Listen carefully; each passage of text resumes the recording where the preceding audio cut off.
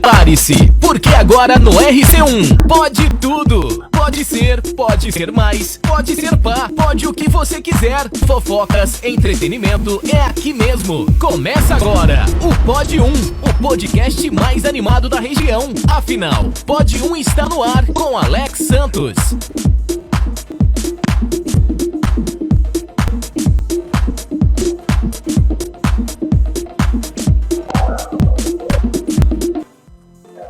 Olá, tudo bem com vocês? Nosso Pod 1 já está no ar e é claro que você é o nosso convidado de toda terça-feira. E como o programa tá ficando importante, nós recebemos só pessoas importantes aqui que têm boas histórias para contar e compartilhar junto com a gente. E não é diferente hoje. Nós vamos receber a Filipa Brunelli, que é vereadora lá da cidade de Araraquara. Então, você não vai ficar fora dessa entrevista, pode participar junto com a gente, porque o seu Pod 1 aqui pelo portal RC1 já está no ar. Entrevistado do dia. Conheça nosso convidado do dia, aqui no Pod 1, o podcast mais animado da região.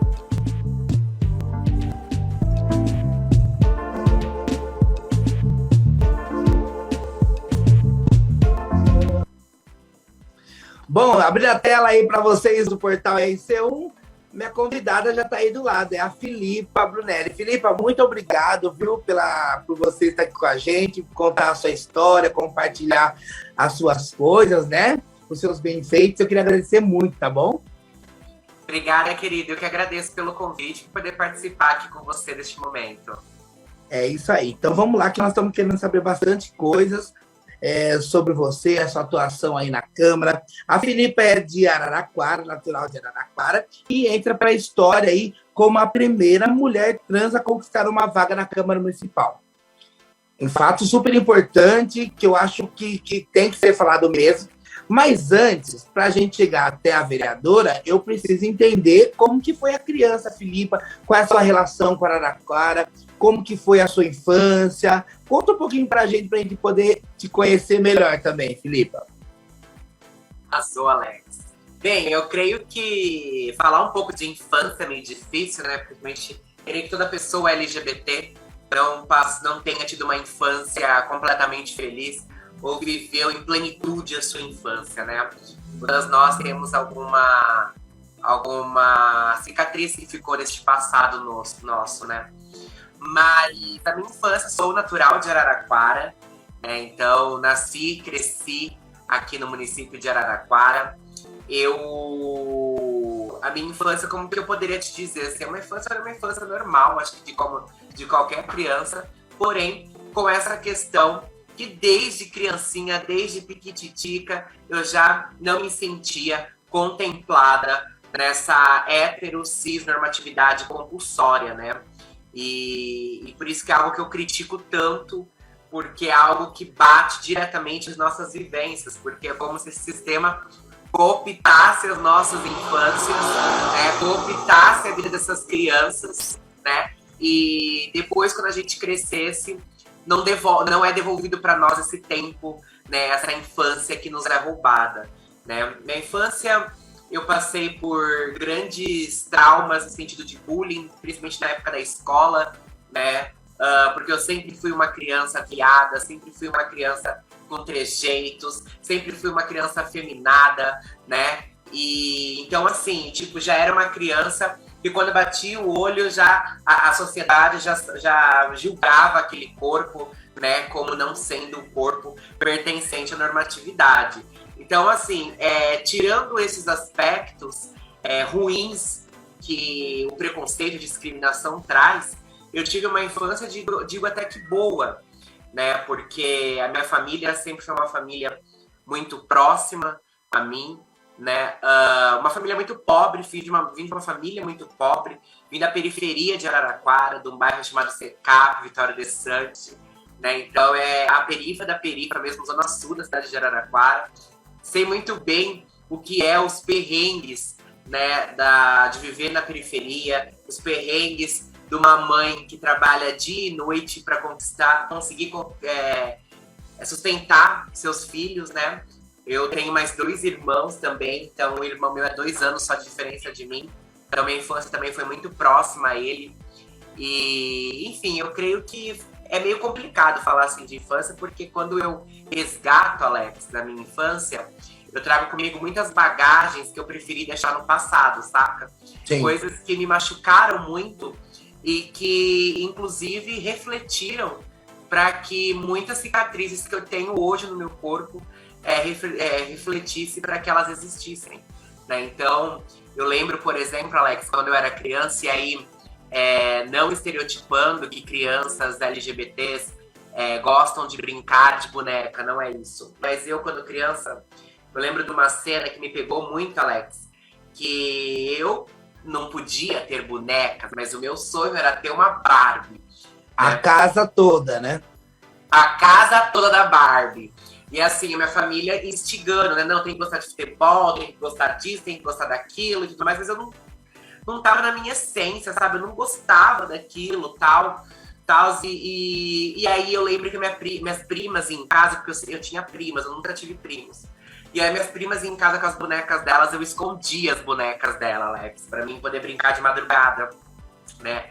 E aí, obviamente, quando meus pais pegavam, eu apanhava, né? Passava por toda aquela retaliação, né? De tipo, daquela ignorância mesmo, porque meus pais fazem parte desse sistema, assim como nós, né? E desse contexto geracional de que, tipo, não, essas crianças não podem ser assim.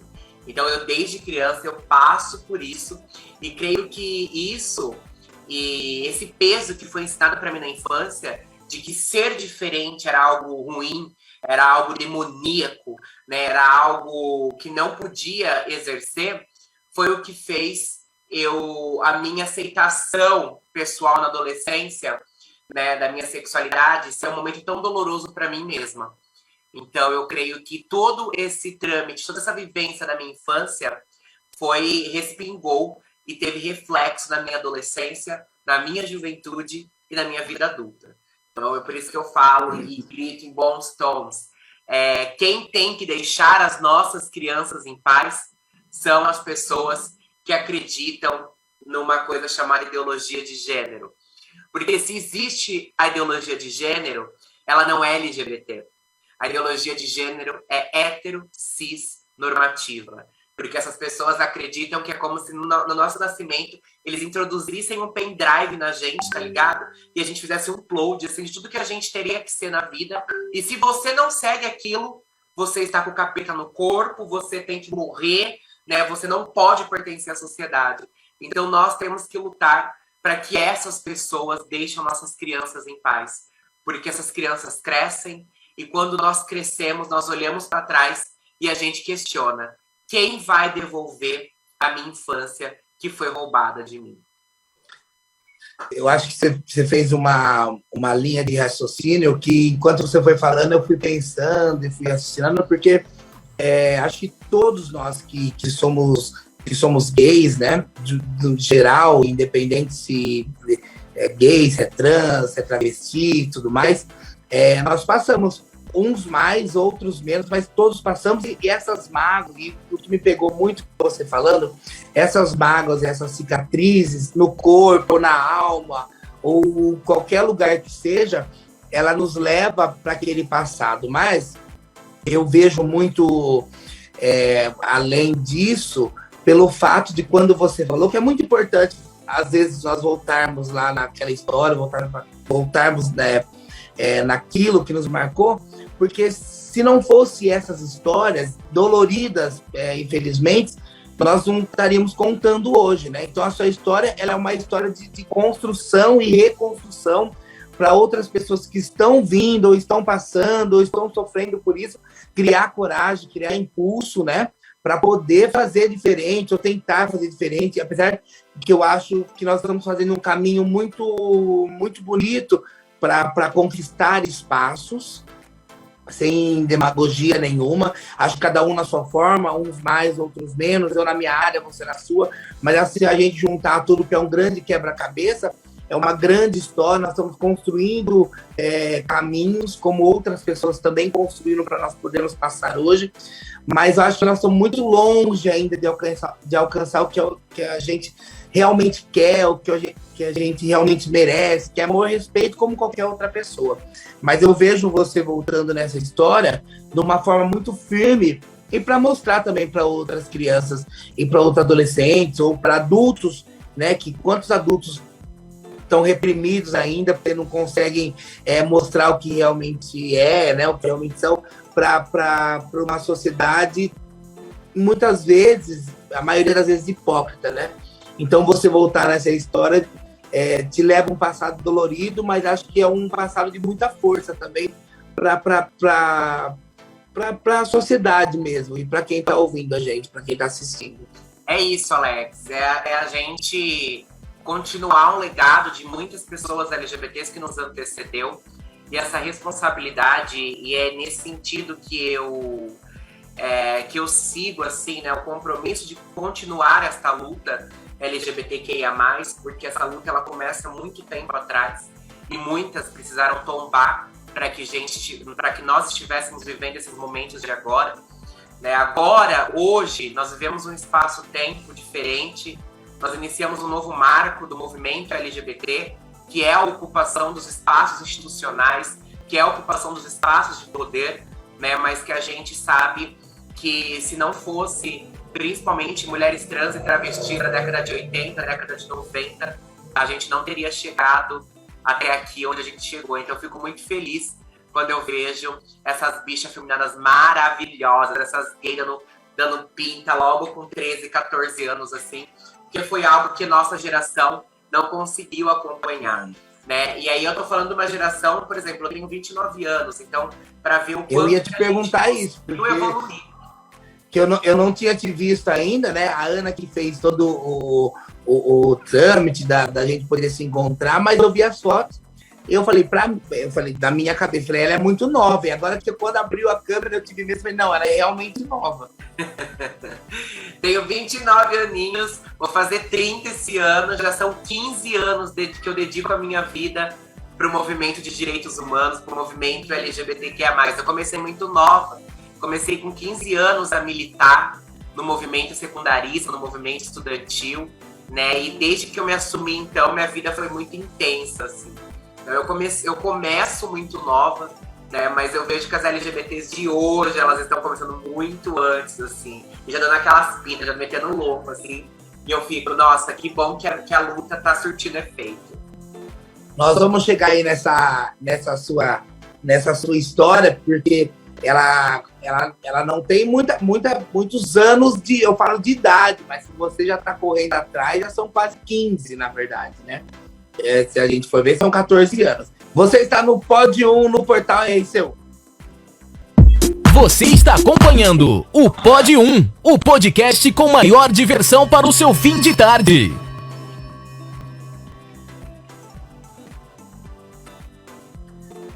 Bom, nós estamos de volta aqui no seu Pod 1 pelo portal RC1, honradíssimo, por sinal, por receber a Filipa Brunelli. Filipa, nós estávamos falando sobre infância ainda, eu gosto de voltar nessa parte para a gente poder entender mais a história de cada convidado.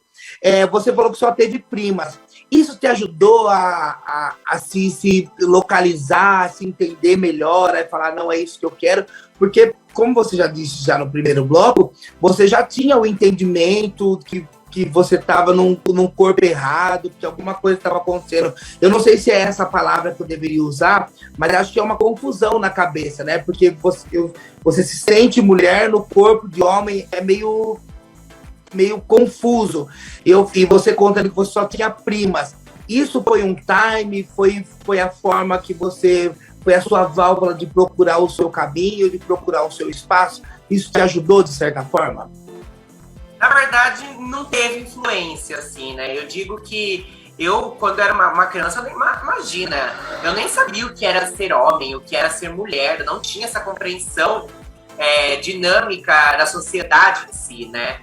Eu sabia o que falavam para mim, quais eram os papéis que eu tinha que seguir. Eu seguia regras, Então, meus pais, sociedade, falava que eu tinha que frequentar banheiro X, que eu tinha que vestir tal tipo de roupa, que eu tinha que brincar de somente alguns tipos de brinquedo, que eu precisava me comportar de algumas formas. Então, mas eu não sabia o porquê de tudo isso, né? Então, eu só sabia que algo estava errado, mas eu não sabia o quê.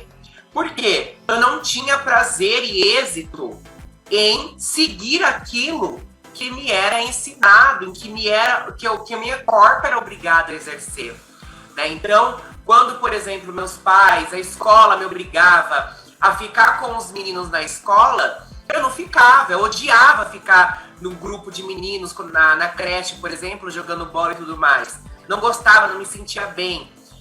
Então eu me isolava deles, e aí eu ia com as meninas. Só que nas meninas, eu era homem para elas, então eu também era excluída. Então a minha vida foi sempre muito sozinha, foi muito solitária na creche, na primeira infância, né? Então eu tive que criar o meu mundo para mim conseguir suportar e viver tudo aquilo. Nem uma bichinha amiga nessa época? Não tinha assim nada. Que a gente sempre se acha no meio de algumas, né? Sim, mas eu lembro que na creche, assim, na primeira infância, não tinha. Eu comecei a perceber e encontrar pessoas parecidas comigo na terceira, quarta série, assim, que eu me recordo. Talvez eu tenha vivenciado antes, mas eu não me lembro porque eu me fechei no meu mundo. Eu precisei me fechar no meu mundo para me proteger. Então, pra poder viver também, né? Pra poder viver. Então, eu era uma pessoa sem amigos, eu não ia na casa de ninguém, não fazia trabalho em grupo, não, porque essa foi a dinâmica que eu criei na minha vida para me suportar toda aquela bagagem de preconceito. Então, assim, ter primas ou ter contato com outras mulheres não foi o que me facilitou, deixou de facilitar, ou que me projetou, né, no que eu sou hoje. Eu creio que foi fruto do conhecimento, né? Eu digo que o conhecimento que ele me liberta e que me mostra o quanto que eu poderia ser e o quanto que eu era algo, o quanto que eu era potente na sociedade, mas isso somente mesmo na adolescência para a juventude, quando eu começo a questionar a minha sexualidade, a minha identidade de gênero. Mas desde sempre, eu sempre soube que algo estava errado, mas eu não sabia o que era.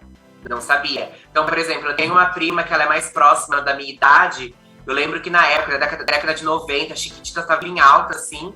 Ela tinha a CD das Chiquititas e ela colocava pra dançar e eu dançava junto com elas, né? E aí, eu lembro que no domingo as primas iam se apresentar pra família e eu entrava no meio pra dançar junto. E aí, tipo, todo mundo olhava com aquela cara de desaprovação, sabe? Mas eu olhava pra cara dos meus tios, dos meus pais, eu não entendia o porquê. Porque na minha concepção eu falava, mano, mas eu tô dançando bem, sabe? Tô dançando igual elas, eu tô dançando legal. Estou sendo eu, né? Imagina que naquela época passava que eu estava sendo julgada por ser uma pessoa LGBT. Eu achava que eles estavam julgando a minha performance, ou como eu estava me comportando ali. Então, assim, pra ver o quanto que essa coisa tóxica do julgamento está presente na cabeça deturpada dos adultos, né? As crianças, elas devem ser livres para ser o que elas são, brincar do que elas querem, porque é óbvio que eu defendo muito, por mais que eu tinha essas vontades de fazer as brincadeiras que são destinadas para as meninas, não são essas brincadeiras que vão definir gênero ou orientação sexual, né? A gente sabe muito bem disso. Mas teve esse confronto meu na infância, assim, mas somente mesmo no final da adolescência, pro início da juventude, foi quando eu começo a ter esse contato e que, pasme, assim, toda a minha estrutura, toda a minha referência de mulheridade, ela vem das mulheres pretas, né, das mulheres ao qual eu tive contato, aquele núcleo do gueto que me acolheu. Então, toda a minha referência de mulheridade são das mulheres pretas, né, e posteriormente de mulheres travestis, que é quando eu vou para a avenida me prostituir. Então, e obviamente que a minha mãe maravilhosa, que é a minha figura, assim, ao qual eu me espelho eternamente, né? Então, se hoje eu tenho uma figura de mulheridade ao qual eu sigo e ao qual eu tento reproduzir, é a da minha mãe, sem dúvida alguma. Nós estamos indo já para sua adolescência. Eu gosto quando o papo ele vai puxando o outro, porque nós estamos na mesma linha de raciocínio. Mas é só para pingar em cima do seu e do que você estava falando. Eu acho que essa questão da criança, quando a gente se encontra, você pensa se fechou e tal. Eu sou assim, eu sempre fui o centro, o que faz, o que acontece, o que fala, que tudo. Mas eu acho que isso é uma coisa muito... Essa forma da gente se fechar é uma coisa muito da própria pessoa, pelo fato de você não conhecer o que você está fazendo. Quando você disse a questão das Chiquititas, é muito natural. Eu também achava, e acho ainda, eu estou fazendo o que eu gosto, o que eu sei. E na cabeça das pessoas, tá tentando ser mulher, ou tá tentando imitar alguém, mas para nós, a nossa visão não é essa. Exatamente, é isso. É um espelho, você está fazendo aquilo que você gosta. Na verdade, olhando por esse lado, quando você falou, é a questão de... Os meninos brincam de carrinho e estão super felizes, as meninas brincam de boneca e estão super felizes, e não que seja o meu caso, que não foi, na verdade, minha mãe é assistente social. Eu tinha muito mais medo do meu pai, por ser mais machista, mas a mãe nunca entrou em questionamento sobre nada do que eu gosto. Não, minha mãe sempre me deixou muito livre para ser quem eu sou, quem eu quisesse ser. Mas eu falo, mesmo você não sendo obrigado, a gente ia para esse caminho para tentar satisfazer o outro, para tentar fugir mesmo das represálias, dos apontamentos, das pessoas mostrarem. Então, quer dizer, às vezes tinha que engolir o carrinho, sabendo que eu gostava de brincar de boneca, para você nunca ser alvo nem de crítica, nem de gente olhando torto, ou daquelas tias que falavam e sempre julgavam e apontavam. Então, e mesmo você fazendo tudo isso, você ainda acabava sendo o julgado, ou falado, ou que fazia errado. Eu não sei se foi essa a sua realidade, mas eu vejo muito próxima, não só da minha, mas como acho que todos os LGBTs, né? E a gente aprende a driblar, né? Eu falo que hoje, o que eu aprendi na Avenida como travesti, que é a arte do EQ, né? Que é a arte de desviar e driblar esse sistema, eu aprendi desde a infância, eu já fazia isso. Por exemplo, eu não tinha Barbie, mas na época tinha aquele boneco de ação, Max Steel, e eu tinha vários Max Steel, assim, que eu ganhava vários, né? Era só no Natal que a gente ganhava, porque não é como hoje, a criançada tem acesso muito fácil a brinquedo. Na minha época era muito difícil ter brinquedo, eu brincava de pauzinho, de toquinho, que meu avô pegava na serralheria, assim.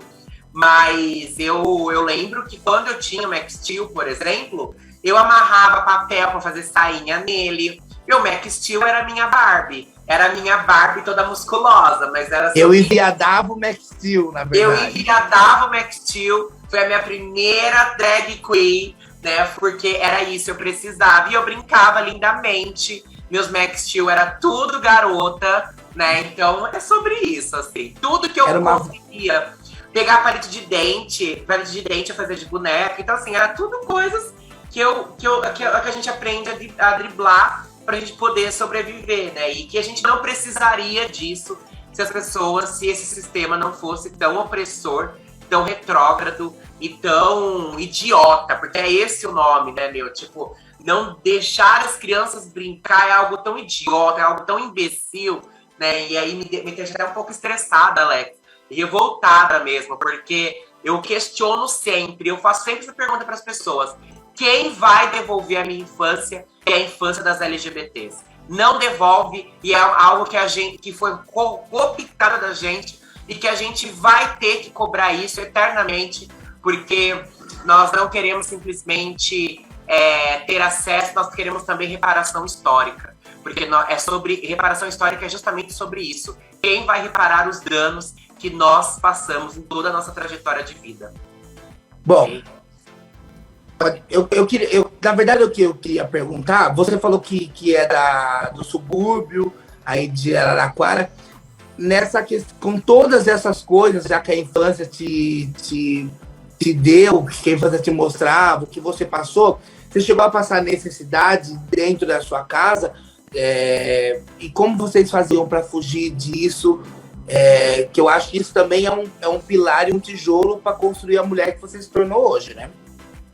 Sim, passei muito necessidade, na verdade não foi pouco. A minha família, na verdade, passou muita necessidade, principalmente meus pais, né? Porque eu sou filha de artistas, né? Meus pais, eles tinham banda, eles eram músicos, então era muito difícil sobreviver e sustentar uma casa, né? Com essa profissão, onde a gente sabe, quem vive da arte sabe o quanto que é ingrato, né? Porque produzir arte, produzir entretenimento para as outras pessoas não é recompensado e não tem o seu valor reconhecido na sociedade. E até recriminado, né? E até recriminado. Então, assim, eu lembro que a minha mãe e meus pais trabalhavam todos os dias à noite, praticamente, porque na época tinha banda. Década de 90, essas bandas, né, elas eram assim, tipo, todo dia tinha coisa, era em outra cidade, era cidade lá, cidade cá, né? Só que aí minha mãe também, durante o dia, ela colocava a mão na massa também, buscando outros tipos de emprego para poder sustentar a gente, né? E minha mãe sempre precisou contar com o apoio dos meus avós. Meus avós, eles eram funcionários públicos, né? Então, sempre tinha, assim, que dar um help para nós, mas também eram pobres, né? E a gente nunca teve casa, né? Minha família nunca teve casa, né? A gente teve casa porque a gente conseguiu pegar essas Coab, essas casas que na época chamava Coab, né? Que não tinha Minha Casa Minha Vida, essas coisas, não. Mas a parcela era muito alta, não era como hoje, era quase impossível de pagar na época, mesmo parcelada. E aí a gente acabou perdendo a casa e desde então minha família sempre viveu e sempre vive de aluguel, né? Morando em casa de outras pessoas.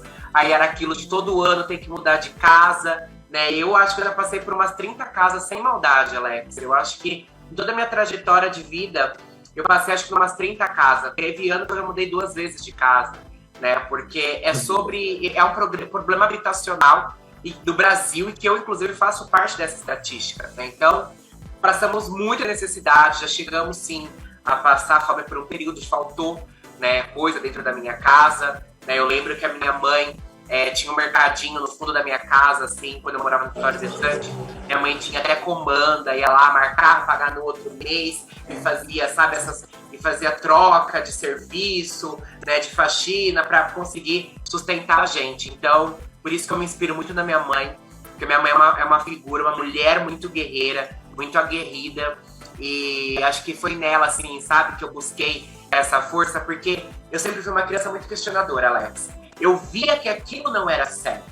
Minha mãe chorava toda vez que ela ia fazer uma janta, que ela ia fazer um almoço, eu via minha mãe chorando. Eu não sabia o porquê que ela chorava. Hoje eu sei o porquê que ela chorava naquela época, né? Então, assim, e aí eu vejo o quanto que as políticas públicas fazem diferença na vida das pessoas. Hoje eu entendo tudo isso. Naquela época eu não entendia, né? Então, hoje a minha família, nós não somos ricos, nós não temos bens, vivemos de aluguel, mas graças ao meu bom Deus, o arroz e o feijão tem no nosso prato, né? Não falta nada para os meus irmãos. Então, assim, isso para mim já é um sucesso. Óbvio que a gente quer sempre mais, né? Mas perto do que foi a minha infância, muito difícil.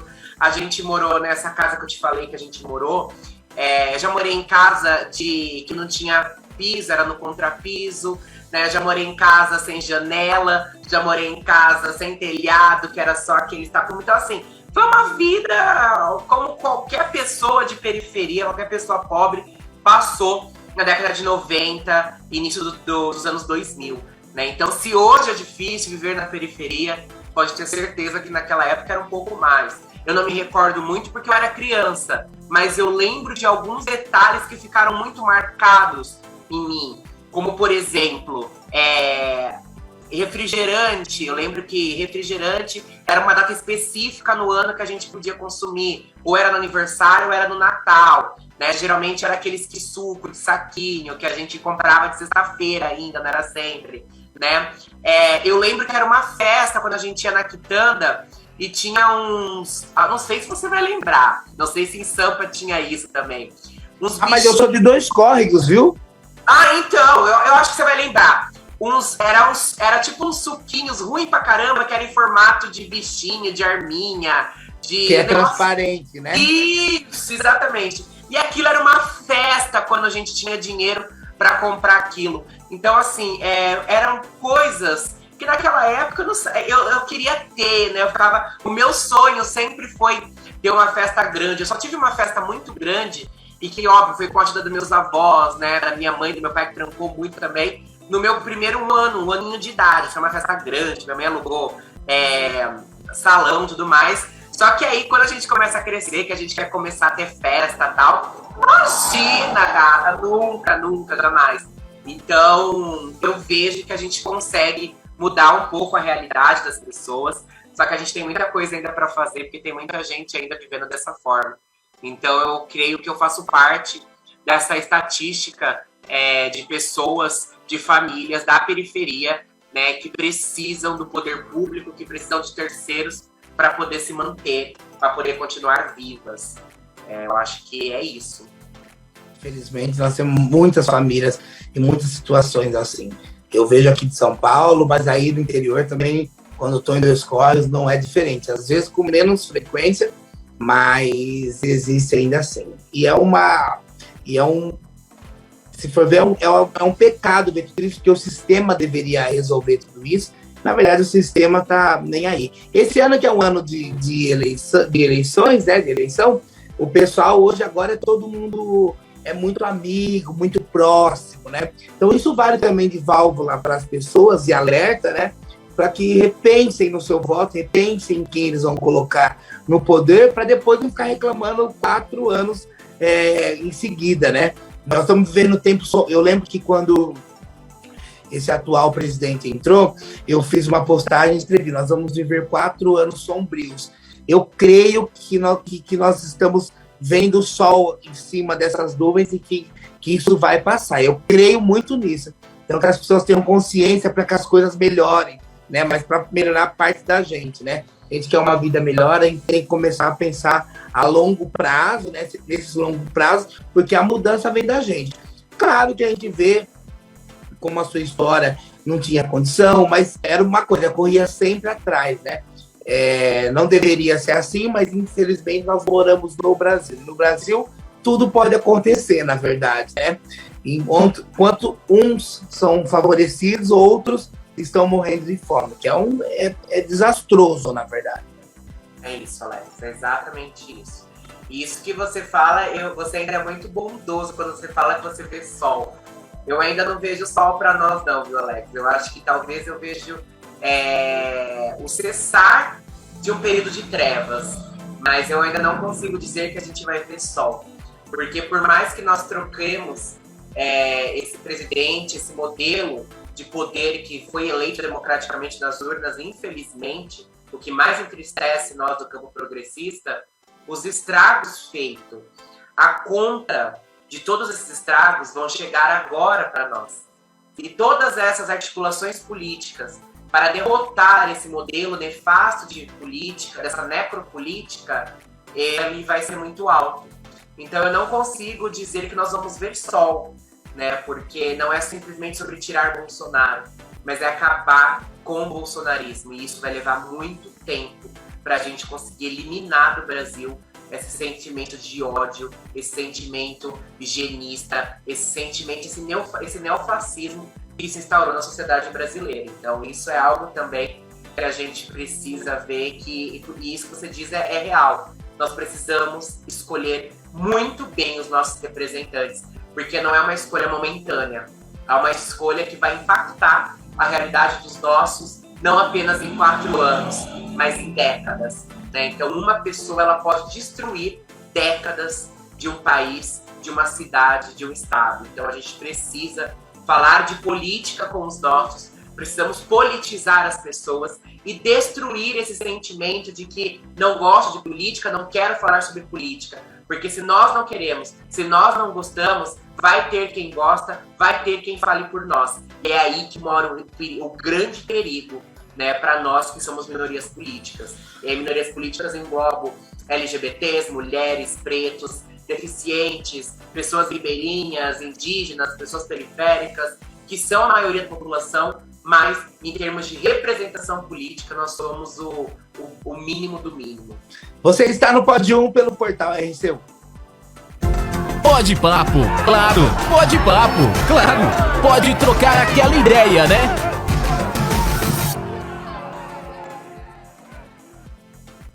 Eu gosto de bater papo com gente inteligente, que o assunto flui e é por esse lado. Eu queria muito dividir essa tela com o Vi, com o Ronaldo. Eu entrevistei o Ronaldo, que é um amigo que é presidente da Câmara, que é LGBT. O Vinícius Oliveira também, que é LGBT, também é vereador. Eu ia amar fazer uma roda com vocês. Tá marcado isso para depois da eleição. Queria muito que você participasse. Já vou deixar o meu convite aí.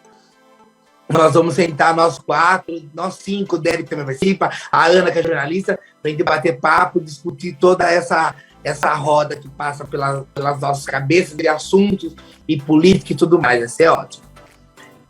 Mas eu queria chegar agora na sua adolescência, que você também estava falando. Você começou a se descobrir e você chega na adolescência. Conta um pouquinho dessa adolescência, que não está tão longe, porque você é nova, mas nós estamos falando aí dos 12 até os 20 anos, aos 25, aos 22, como que foi? Eu não sabia, mas aí na sua fala eu percebi que você foi para as ruas, se prostituiu. Conta um pouquinho dessa sua fase pra gente. Arrasou. Eu saindo um pouco então da minha adolescência, da minha criança, da minha infância, né? Eu vou para minha adolescência ainda com essa questão da minha sexualidade muito aglutinada, muito escondida dentro de mim. E não tem como eu não falar do dia em que eu me liberto das amarras da heterossexualidade, né? Ou como as pessoas dizem, o dia que eu me assumi para minha família e para o mundo que eu era uma pessoa LGBT, né? Começo falando desse momento porque é quando marca mesmo o meu eu. Eu lembro que eu estava, Alex, numa reunião de família, toda a minha família reunida, tios, tias, avós, só não estava meu pai. Meu pai nunca frequentou assim, meu pai sempre foi mais recluso, estava em casa. E um tio meu, eu lembro perfeitamente de uma frase que ele disse: é só dar uma pluma para o Felipe que ele se realiza. E aí ele expôs assim, a minha orientação sexual. Eu não consegui desmentir. Sem direito nenhum, né? Sem direito nenhum, porque nem mesmo o direito de sair do armário nós temos. Muitos de nós são obrigados a sair, né? E tudo bem que é uma coisa que a gente tem que falar, porque enfim, vamos deixar esse tema para outro bate-papo. Nós precisamos falar também o quanto maléfico é o sentimento das pessoas enrustidas para o nosso movimento, mas isso, Alex, fica aí para uma próxima pauta para a gente bater um papo sobre isso. Mas, e aí, nesse momento, eu tenho essa coisa assim, qual foi a minha postura? De sair e ir para minha casa. E aí, acabou, né? Minha mãe veio atrás, meu irmão veio atrás. E eu lembro que eu cheguei no portão da minha casa. Isso com quantos anos, Filipa? Eu acho que eu tinha 15, de 14 para 15 anos ou 15 anos para 16. Eu acho que 15 para 16, Alex. É naquela parte da vida que nós estamos assim, né? Engasgados já, né? Exatamente. E aí eu cheguei no portão da minha casa, eu falei: mãe, eu acho que fulano tá certa. Porque eu nem cito o nome desse tio meu, porque eu rompi relações com ele. E da minha família é o único que eu não converso mesmo até hoje, porque eu de fato não consegui lidar ainda com essa mágoa que eu tenho dele, né? E eu não tinha direito, né? Exato, e tudo bem que é um processo, eu acho que a gente precisa desconstruir os sentimentos ruins dentro de nós, mas eu ainda não consegui trabalhar isso, e sou uma pessoa humana e não estou disposta a trabalhar esse sentimento agora, então é sobre isso. E aí eu lembro que eu falei pra minha mãe, falei: mãe, eu acho que fulano tá certo, eu acho que é isso mesmo, eu acho que eu sou gay. Na época eu falei pra minha mãe que eu era gay. E minha mãe gelou assim no portão, aí ela falou: você tem certeza disso? Eu falei: mãe, eu tenho, é isso. Aí eu lembro que ela chamou meu pai, ela falou assim: Marquinho, vem aqui na sala. Meu pai sentou, minha mãe falou assim: o Felipe tem uma coisa pra falar pra você. Aí eu peguei e falei assim: pai, eu acho que eu sou gay.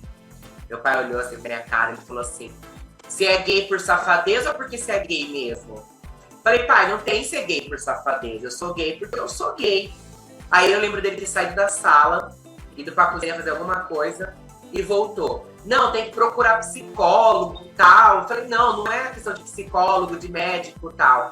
Mas parecia até então que tava tudo bem assim. Aí minha mãe pegou e me abraçou, chorou, sabe? Falou que já sabia, que eu ia continuar sendo filha dela. Eu falei, nossa, mano, arrasou. Eu estou nos melhores mundos. As frases clichês, né? Exato. Mas esse acolhimento durou muito pouco, Alex. Ficou um silêncio na minha casa durante uma semana. Ninguém conversava comigo. Eu me sentia um ser híbrido, um ser estranho dentro da minha casa. E aí começou os atritos dentro da minha casa. Porque eu comecei a querer externizar o que eu era. Então eu começo a dar rolês com as pessoas, minhas amigas LGBTs da escola. Eu começo a querer me vestir como eu queria me vestir, né? E eu comecei a trazer pra fora a minha feminilidade, né? Aquela coisa da bicha feminada mesmo, aquela coisa da androgenia, né? Eu era muito andrógena. Você se segurava muito? Ou você sempre foi muito afeminado? Ou você se guardava? Eu me guardava, sempre me guardei. E foi muito louco, assim, porque quem me vestia eram meus pais. Eu não tinha nem gosto de comprar roupa pra mim. Eu comecei a escolher roupas pra mim com 15 anos de idade, pra você ter noção. Então, até então, meus pais me vestiam. Eu andava, tipo... eu lembro que eu andava com bermuda de tactel, óculos fundo de garrafa, cabelo cheio de gel, penteado pro lado, sandália do Guga no pé, aquelas sandálias de plástico. E era esse meu look da minha infância, da minha adolescência. Camiseta polo. Faltou a camiseta polo. Aquela coisa bem, tipo, bem nerdão, assim, né? Vamos dizer assim. Quadrado, né? Quadradão, assim. E aí, quando eu me liberto, nossa, gata, eu falei, não. Eu comecei a comprar baby look, eu comecei a andar com calça jeans apertada, aí eu fiz uma dieta, emagreci na época, e comecei a dar close, comecei a passar maquiagem na cara, delineador, porque juntamente, nessa época também, eu começo a externar pra fora meu estilo musical, que eu sempre fui roqueira naquela época, sempre curti muito essa pegada gótica. Então você imagina tudo isso assim, e aí foi onde começou os atritos em casa, porque tudo bem ser gay, desde que eu não fosse afeminada, né? E aí, eis que... Você não estava sendo você. Exato, mas aí eu começo a externizar, e aí eis que eu descubro-me que na verdade eu não era um homem gay, eu era uma travesti. E aí foi onde começou os conflitos, né? Eu fui expulsa de casa, né? Fiquei 3 dias dormindo na casa da minha avó, que ela Aí, quando você descobre travesti, você já tá na fase travesti ou você tá na fase gay ainda? Ou você usava o gótico ainda pra puxar o delineador? A travesti, ela tava escondida nessa... Não, eu fui muito... Quando eu me assumi, Alex, e que eu tive a aprovação da minha mãe, em uma semana eu já tava sendo como eu queria ser. Toda andrógena, assim, toda essa pegada feminina mesmo, né? Então, eu customizei as minhas roupas. Eu lembro que eu customizei os meus all-stars, que na época eu usava all-star. Eu customizei os all-stars, assim. E aí, eu lembro que em uma semana foi muito rápido, assim, saca? E aí eu já comecei a me considerar andrógeno, na época se falava andrógeno. Hoje a galera fala não binário, naquela época a gente falava andrógeno, né? Ou emo, né? Que o pessoal usa muito, emo. Mas por eu ser do campo gótico e roqueiro, eu tinha um pouco de preconceito com emo, viu?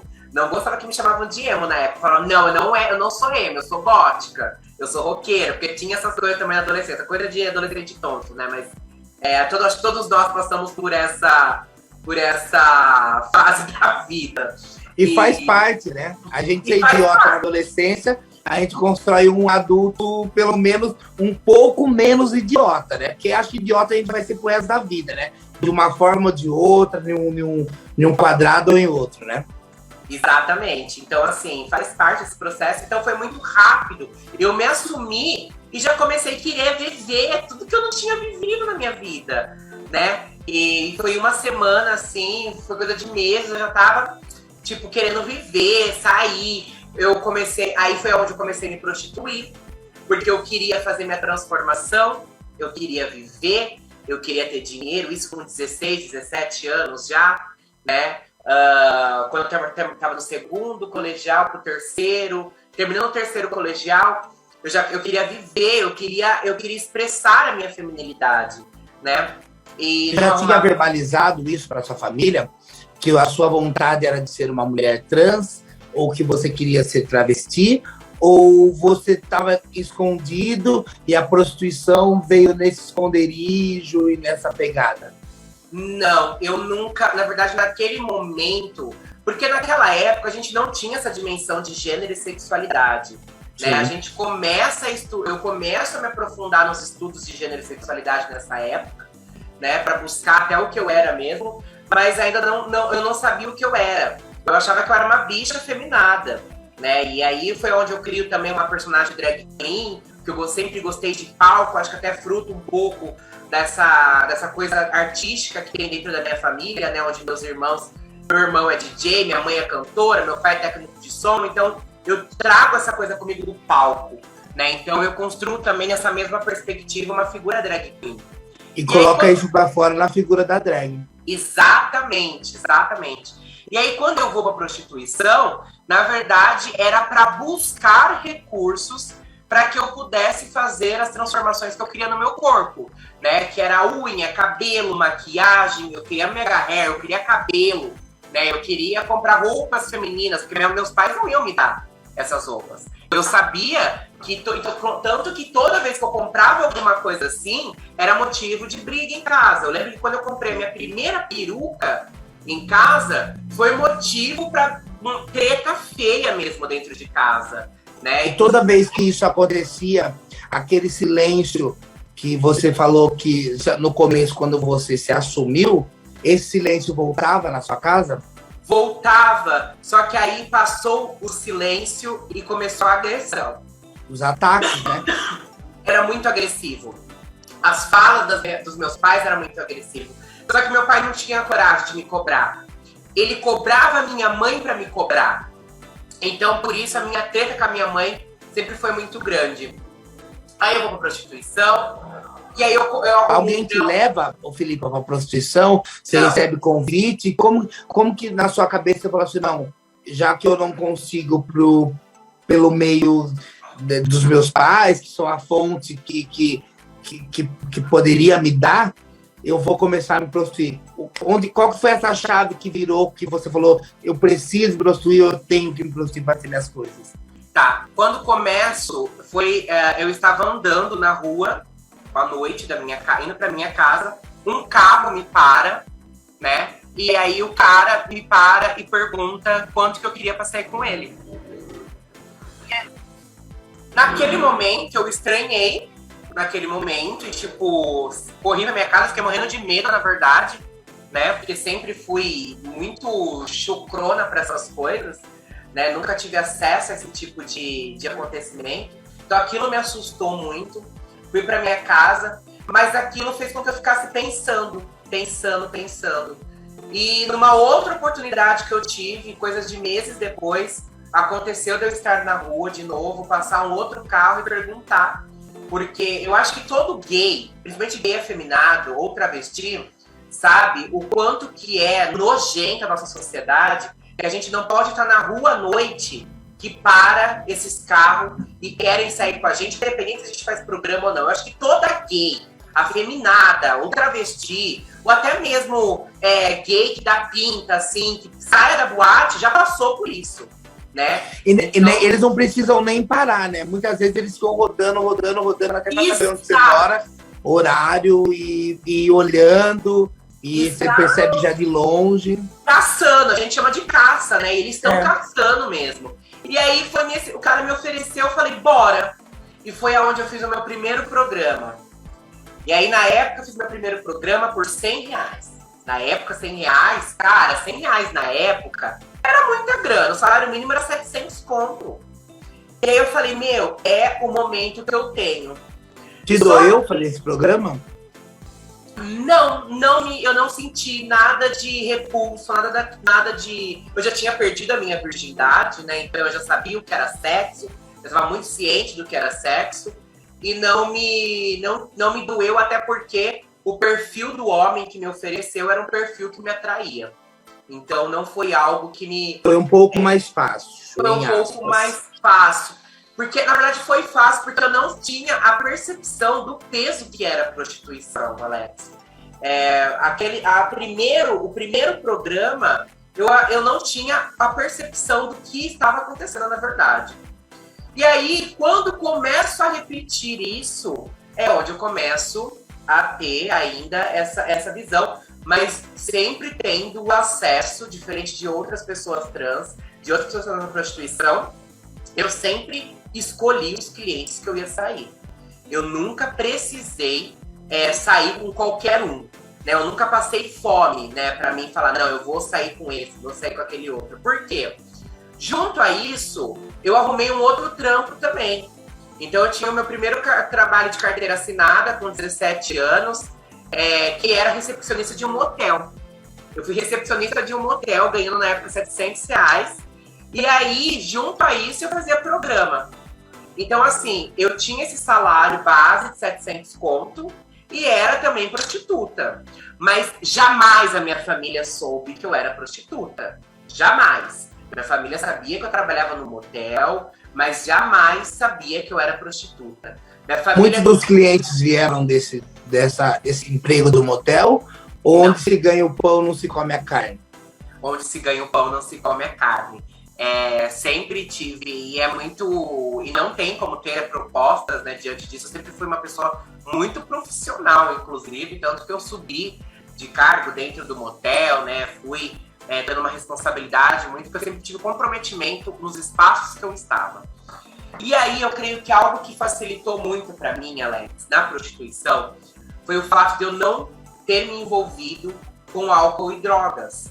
Então eu sempre estava muito sã, né? Eu sempre estava muito ciente do que eu estava fazendo, com quem eu estava fazendo, né? Sempre me preservei muito, muito. Eu consigo sair da prostituição sem ter me contaminado, né, com o vírus do HIV, né, com outras ISTs. Então, que a gente sabe que é algo que nós que estamos na avenida, nós que fomos na avenida, era algo que nós tínhamos medos, né, recorrente disso, porque muitas das nossas amigas morreram dessa forma. Então era algo que dava medo na gente, esse estigma que tinha, né? Hoje também isso mudou, graças a Deus.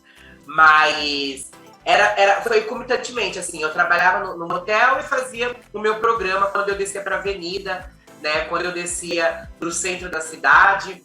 E eu cheguei a fazer ponto na rua com as meninas que estavam lá se prostituindo. Depois eu cheguei a fazer um outro ponto, né? Eu não ficava mais com as meninas lá em cima, e tinha um outro ponto meu. Eu comecei a ter um outro ponto meu, sem cafetinagem, sem cafetina, era eu por conta própria. E depois eu fui pra internet. Que é quando começa sem a família a internet. Saber. Sem a família saber, Alex. Sem a família saber. E foi na época que começa a internet de fato, né, essa geração nossa. E aí eu comecei com a internet e foi onde eu comecei a virar prostituta de luxo. Então eu não saía com qualquer um. Eu saía já com pessoas, né, que eu já selecionava, que eu via perfil e tudo mais. E infelizmente, quando eu retorno pra rua, porque nem sempre a internet estava começando ainda, bate-papo UOL, tá ligado? Quando a gente sala de bate-papo. Exato, quando começa tudo isso, né? E aí, eu volto pra rua em um desses episódios tristes da minha vida. Eu já tinha 17 para 18 anos. Você tinha cliente fixo? Tinha clientes fixos. Tinha. A maioria dos clientes não era para sexo. As pessoas acham que quem procura prostituição é só para sexo. Infelizmente, não. A sociedade ela tá tão doente, Alex, que a maioria dos homens que nos procuram, né, que me procuravam para fazer sexo, era para conversar. Era para ter uma ser acompanhante mesmo, né? Exato, acompanhante de conversa. Exato, era para ter uma troca de afeto, era para ter um abraço e tal. Então a gente vê o quanto que a sociedade ela está doente. E aí, nesse período de 17 para 18 anos, eu tive algo que foi muito doloroso para mim. Eu achei que era uma noite como as outras, eu achei que era um cliente como os outros, e na verdade, eu entrei no carro desse cliente e eu fui estuprada. Né, eu tive um sexo sem consentimento. Aquele dia eu achei que eu ia morrer. Eu apanhei no motel, né? Eu lembro de eu desmaiei, porque com medo, né, que eu senti, eu apaguei. Eu começo a lembrar disso depois de muito tempo, somente agora, recentemente, quando eu começo a fazer terapia com psicólogos, né? E eu passei por todo esse processo de violência do estupro silenciosamente. Eu não tinha para quem contar. E isso acontece com muitas e muitas e muitas e muitas e muitas pessoas. Exato. E aí, o que acontece comigo, Alex? Eu entro num processo violento de me autodestruição e de me culpar, achando que quem procurou aquilo fui eu. Que eu fui estuprada porque eu escolhi, que eu fui estuprada porque eu era travesti, que eu fui estuprada. Eu começo a criar histórias na minha cabeça para me culpar. E aí, o que eu faço quando eu chego em casa, Alex? A primeira coisa que eu faço, eu tinha um mega que vinha na cintura. A primeira coisa que eu faço quando eu chego em casa, eu pego uma tesoura e eu corto meu cabelo careca, todo curtinho. Eu jogo fora todas as minhas roupas femininas. Eu jogo fora, eu lembro que foi o banho mais dolorido da minha vida. Eu me esfreguei tanto que eu cheguei a machucar o meu corpo. Eu tinha nojo de mim, eu tinha nojo do que tinha acontecido comigo. E você se rebelou contra você. Contra mim mesma. E foi um processo muito violento. E aí é onde eu começo a falar, tudo bem, eu vou ser gay, mas o menos afeminado possível. Né? Porque eu não queria passar por tudo aquilo. E eu queria ter essa coisa de querer construir uma família, uma afetiva, né? Bugou muito a minha mente, né? Aí eu comecei a querer fazer parte dessa cisgeneridade, da normatividade, né? Eu sabia também que algo que impacta muito, inclusive no nosso movimento, que gays afeminadas e travestis geralmente não namoram, e eu queria namorar, né? Porque tem muito essa coisa também do preconceito dentro do movimento. Os homens gays não querem se relacionar com as mulheres trans e travestis, até porque são homens gays e eles buscam outros homens, outra figura masculina. Mas os homens héteros, que são aqueles que consomem nossas corpas, eles não nos assumem. Então sempre foi algo também muito pesado. Querem nos ter, mas não nos assumem. Exato. E sempre foi algo muito pesado, e sempre foi algo muito pesado pra mim isso. E aí eu começo a me masculinizar. Eu começo a me montar de homem novamente. Esse processo. E aí é onde eu encontro um menino de Monte Alto que fazia faculdade aqui em Araraquara. Começo a namorar ele. Um relacionamento bem perturbado, um relacionamento bem tóxico, né? Mas vivemos momentos bons juntos, isso eu não posso negar. Mas eu começo a namorar esse cara. Ele tinha a mesma idade que eu. Na época a gente tinha o quê? 18, 19 anos, vai. A gente casa. E foi uma forma de eu sair da minha casa e parar de ter toda aquela coisa, aquela opressão em cima do meu corpo, né? E eu encontrei nele... É a fuga, né? A fuga, exatamente. Esse relacionamento meu foi uma fuga da minha família e foi uma fuga de mim mesma. E nem mesmo esse cara, eu consegui, nos 6 anos que eu tive de relacionamento com ele, casada com ele, eu consegui contar o estupro ou o que eu passei na minha vida. Não consegui. Fui casada... É porque nessa parte que você fala que você sai da prostituição depois do estupro, e aí você começa a se mutilar, tanto interiormente e exteriormente, você retrocede, né? Na sua busca do seu eu interior, né? Você retrocede, tranca ele novamente e tenta fantasiar uma felicidade, ou fantasiar uma história, uma vida que na verdade não é a sua realidade. Então você está vivendo um personagem porque a sua história está trancada. E os conflitos internos, eles começam a gritar e a vazar fora da gente, porque a gente precisa mostrar quem a gente realmente é, o porquê tá lá. E aí é uma briga, é muito difícil. É muito. E aí, pra você ter noção, Alex, como eu comecei a tomar hormônio feminino, como na adolescência, eu comecei a ter os fenótipos, o seio cresceu e tudo mais, não tinha barba, não tinha pelo no corpo. O meu processo de destruição foi tão violento que quando eu começo a me montar de homem, eu começo a tomar bomba de testosterona para aquecer pelo no meu corpo, para me masculinizar. Então aí eu cresce barba em mim, eu me transformo, eu viro outra pessoa. Né? É um choque também, né? É um choque de encontro de hormônios aí, né? Tá. E aí eu tenho esse relacionamento com essa pessoa, aí eu passo a ter trabalho, assim, em loja de conveniência, no comércio, né? Porque aí Normal. eu já começo a normal, né? Porque aí eu já passo a ser mesmo gay, mas uma pessoa cisgênera, então eu começo a ter mais acesso na sociedade do que como trans. E aí, por isso eu posso falar assim, eu tenho lugar de fala para dizer, Alex, o quanto que é diferente ser uma pessoa trans na sociedade, né? O quanto que é diferente ser uma pessoa trans até mesmo dentro do movimento LGBT. Porque eu consegui viver isso, né? Eu consegui viver os dois pesos e as duas medidas. E aí, nesse relacionamento, Alex, eu precisava performar a masculinidade, porque meu companheiro me cobrava isso. Muito, muito, muito, muito, né? Só que, cara, não consegui sustentar por muito tempo. E aí eu reativo a drag queen novamente, a minha figura, a Málaga Valência, para que eu precisava expressar a minha feminilidade, mas dizer, calma, é só uma drag queen. Eu vou voltar a ser homem, eu sou gay, não sou travesti, não sou trans. Só que é óbvio que não deu certo, né? Quando eu começo a descobrir a minha não binariedade... Porque era a mulher que já morava dentro de você, né? Você só usava drag... Como que chamava essa drag? Valência. Não entendi, perdão. Málaga Valência. Málaga Valência. É o seu lado feminino que você colocava pra fora de uma forma mais divertida, que na verdade era você, né? Exato, exato. Então, assim, era essa pegada, assim, e foi um relacionamento que durou 6 anos, então durou bastante tempo, nós somos durante 6 anos, né? Mas que acabou recentemente, acabou quando eu viro gestora de políticas LGBT, acabou em 2017 o meu relacionamento. Mas antes mesmo do meu relacionamento, né, e até mesmo juntamente nessa época da prostituição, né, na época do ensino médio foi aonde surge a minha figura política. Né, porque no ensino médio é onde eu começo a fazer parte dos movimentos secundaristas, né, começo a fazer parte do movimento estudantil. Depois, quando eu me descubro LGBT e que eu começo a militar nessa pauta, é onde eu saio do movimento estudantil e vou para o movimento LGBT.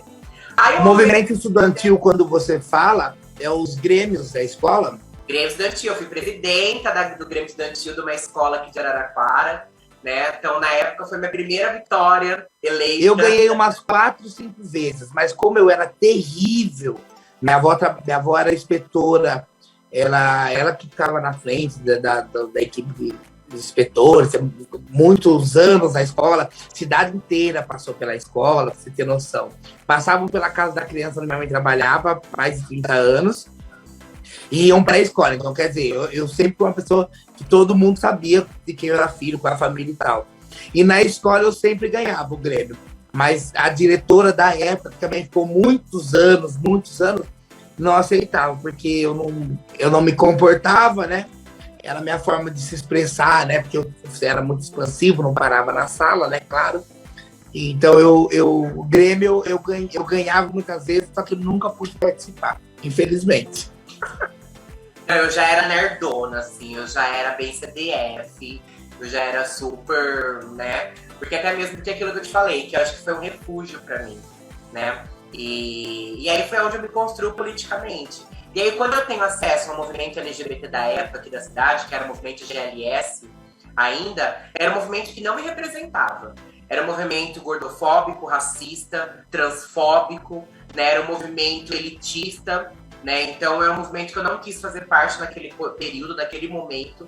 E aí, eu me distancio dele. E aí é onde eu crio o primeiro coletivo LGBT interseccional. Então, é o primeiro coletivo que vai falar sobre corpos LGBTs marginais. Então, era um coletivo de soropositivo, de pessoas pretas, de pessoas periféricas, pessoas gordas, pessoas afeminadas, enfim, pessoas que não estavam sendo contempladas dentro daquele modelo de movimento LGBT que estava tendo em Araraquara. Tanto que esse movimento aqui em Araraquara ele se desfragmentou, porque era um movimento completamente close errado, né? A gente ficou muito tempo sem movimento LGBT, e eu fazendo essas ações do coletivo, e aí é onde a gente ganha força, ganha espaço para conduzir com uma nova cara, um novo formato, um formato construído coletivamente, novamente essa construção LGBT aqui no município a partir, então, de 2014, 2015, né? Onde a gente começa a ter espaço politicamente. É agora que nós vamos falar com a Filipa na parte dessa militância, na parte onde a política começa a tomar conta e tomar corpo. Você está no Pod 1 aqui pelo portal, é isso? Pod 1. Na verdade, aqui no portal RC1. Pod 1, pode tudo. Oi pessoal, tudo bem? Meu nome é Eduardo, eu sou o diretor da Operação do Censo 2022 na cidade de Dois Córregos. Estou gravando esse áudio para o pessoal do Pod 1 para ressaltar a importância do censo para a nossa cidade. Nós estamos encontrando algumas dificuldades com a população, algumas se negam a responder a pesquisa, acreditando que o censo tem conotação política, ou que vai aumentar algum tipo de imposto ou algum tipo de cobrança aí para o pessoal. Mas, na verdade, o intuito do censo é identificar o tipo de população do escorreguense. É um auxílio nas nossas políticas públicas, né? A gente vai conseguir identificar aonde que os sistemas públicos estão funcionando corretamente, onde a gente precisa conseguir mais verba para estar melhorando. A gente vai conseguir identificar onde o nosso ensino está funcionando, aonde os nossos postos de saúde estão funcionando, aonde o sistema de água e esgoto está funcionando e aonde a gente precisa de qualquer melhoria, né? Então, a resposta da população é muito importante para o alcance de verbas, né, para a nossa cidade também. E todos os recenseadores estão identificados com um colete do IBGE, eles carregam também um crachá com sua foto, e nesse crachá tem um QR Code. Se você apontar a câmera do seu celular para o QR Code, aparece o cadastro no site oficial do IBGE desse recenseador. Também no crachá existe um número, o 0800, que você pode estar ligando e entre em contato na central do IBGE e fala com um dos atendentes, tá? E eu também, em Dois Córregos, estou inteiramente à disposição para quaisquer dúvidas que vocês tiverem. Então, ressaltando, tá? A sua resposta é de inteira importância para nós do IBGE. Então, quando o recenseador bater na porta da sua casa, receba ele muito bem. E colabora aqui, né, para a gente estar efetuando essa pesquisa com excelência e trazer as melhorias que a nossa cidade merece e precisa, principalmente, tá ok? Muito obrigado aí pela atenção, a gente agradece. Bom, nós estamos recebendo no nosso Pod 1 hoje a Filipa Brunelli, que é vereadora lá da cidade de Araraquara. Eu não gosto muito de usar esse termo, mas eu acho que precisa. Vereadora trans da cidade de Araraquara, porque é bom enfatizar para as pessoas saberem. Eu acho que não precisaria, porque a gente não precisa de rótulos, né? Eu não sou o Alex gay, você não precisa ser a Filipa trans, você só é a Filipa, eu só sou o Alex. Mas eu acho que é bom a gente enfatizar para as pessoas se ligarem e começar a aprender que as pessoas, de uma forma geral, estão tendo espaço, estão tendo vez e estão ganhando mais notoriedade dentro da sociedade. Você está me falando que você foi para um lado aí mais político, né, nessa parte mais estudantil, né, depois juntando aí com a galera do movimento gay e tal, mas você não era muito representada, porque, na verdade, dentro da sociedade LGBT e todas as outras siglas, ela é muito quadrada também, né? Você só é gay, você não pode ser gay afeminado, você é lésbica, mas você não pode ser lésbica caminhoneira, então eles colocam a gente em vários nichos, né? É nisso que você não se sentia representada? Por isso que você criou o lado B de toda essa história? De toda essa história, na verdade? Na verdade, eu acho que o maior conflito é o conflito geracional, Alex. Porque o movimento LGBT, né, e aí o movimento que eu tô falando é o movimento GLS, que é o que tinha aqui na cidade de Araraquara, nunca teve movimento GLBT ou LGBT até então, era movimento GLS. Por que eu enfatizo isso? Porque é aquele movimento dos anos 2000, aquele movimento do final dos anos 90 para o começo dos anos 2000. Gays, lésbicas, simpatizantes. E aonde a principal temática em torno disso era ainda em torno da questão do HIV/AIDS, era em torno ainda dessas demandas. Só que ainda era um debate elitizado, era um debate que era restrito a um tipo de diversidade. Né? E sem muito fundamento no que estava se propondo também, né? Exato. Então, assim, o meu primeiro choque foi esse choque de realidade, esse choque geracional, porque eu já inicio, na época não tinha esse nome, mas se a gente for colocar na ponta do lápis, eu já inicio a militância no movimento LGBTQIA+, fazendo esse novo debate, porque é óbvio que nós precisamos falar, por exemplo, de pessoas soropositivas, do HIV/AIDS, mas eu já faço parte de uma geração onde isso não pode ser a coluna central, nevrálgica do movimento LGBT. Nós precisamos falar de saúde da população LGBT. E aí não somente de HIV/AIDS, é a saúde da população trans, é a saúde dos homens gays, é a saúde das especificidades, a saúde das mulheres lésbicas, bissexuais, né, a saúde mental dessa população, é sobre o combate ao suicídio. E aí é onde nós precisamos falar também sobre empregabilidade, sobre direito à educação, sobre direito ao emprego, sobre o direito a legislações, a retificação de nome. Então eu já inicio essa militância minha, uma militância mais progressista, baseada no sentido dos direitos enquanto indivíduos sociais, e não pautados por algo que essas pessoas precisaram pautar na década de 80, na década de 90, porque elas estavam morrendo. Elas estavam sendo... E eu acho muito interessante que você mostra que a gama é muito maior do que só um assunto específico que era tratado no final dos anos 80, começo dos anos 90, que foi taxado, não é a pauta, não é essa, mas eu falo que foi taxado nisso e que se arrastou por muitos anos. Você escuta falar as pessoas que viveram esse ano, no auge gay, né, que era sempre tratado com isso, mas aí nos anos 2000, já no final dos anos 90, anos 2000, a gente já começa a ter uma nova forma, já é encorpado numa nova forma, que também não era falada. Parece que uma coisa foi taxado, é igual a questão de ser biscate. Você vai ser biscate para sempre, você nunca vai ter outras coisas, você nunca vai mudar, você nunca vai ser professora, você nunca vai ser nada. Não, você vai ser sempre aquilo que você foi há anos atrás. Então, acho que essa pegada que você foi para mostrar que as pessoas estavam olhando para uma outra forma, ganhando corpo dentro da sociedade e ganhando voz, que é muito importante falar também, né? Começaram a aparecer.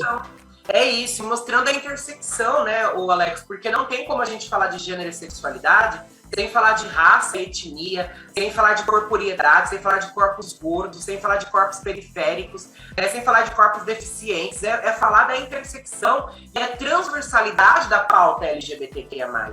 É óbvio, isso eu sempre integro. As políticas de HIV e AIDS, elas foram fundamentais para o movimento LGBTQIA+, porque foi lá que nós iniciamos. Mas nós precisamos mudar, virar essa chave. Precisamos falar mas nós não podemos nos pautar por.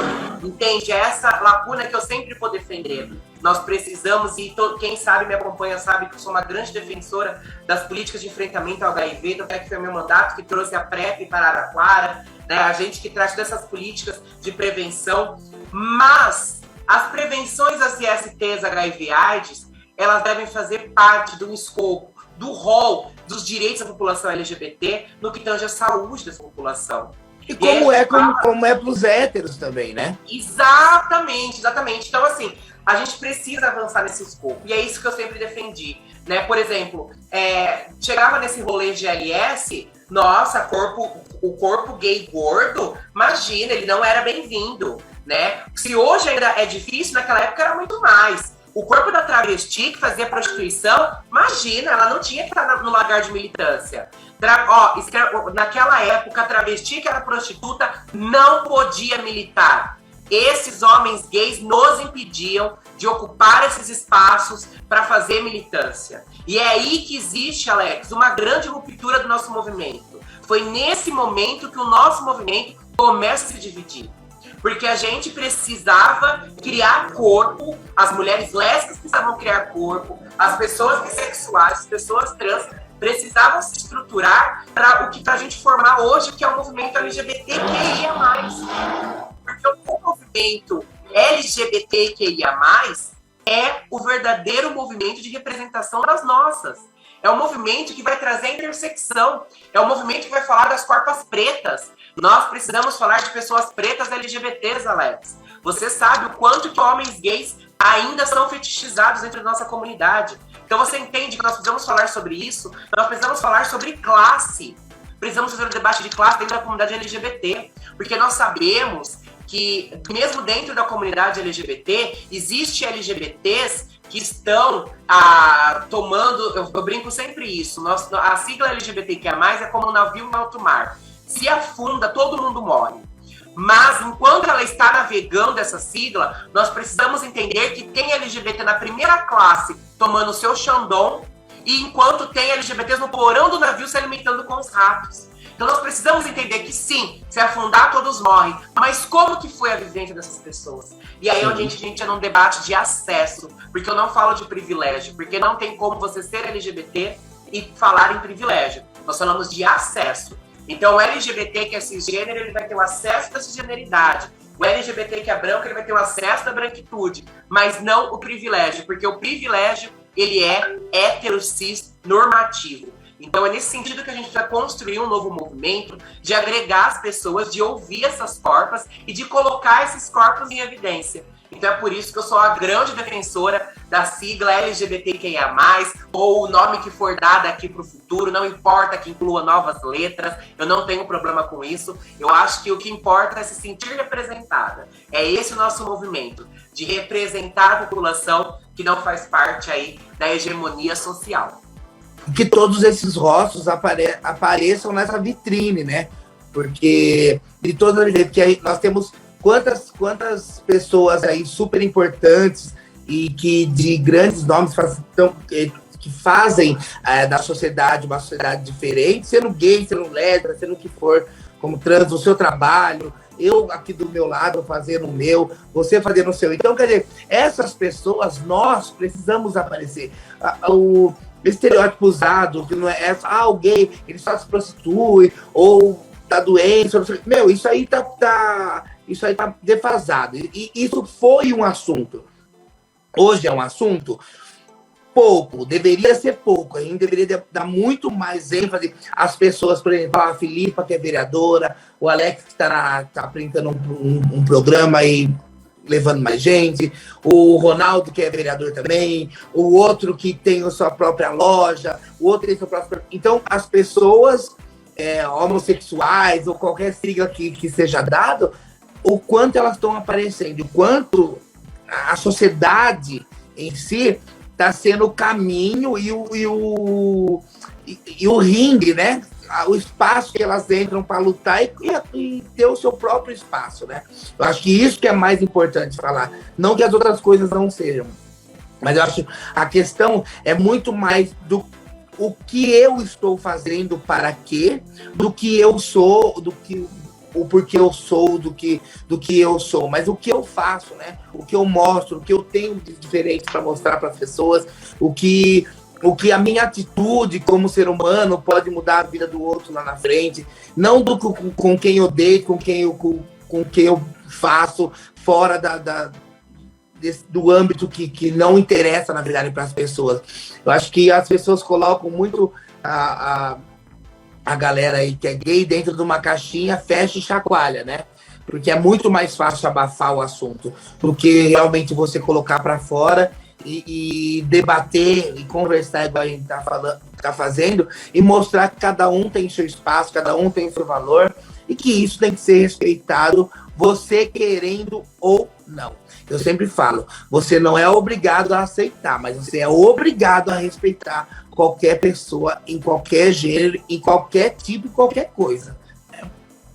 É sobre isso, é exatamente sobre isso. Bom, você está pelo portal RC1 no Pod 1.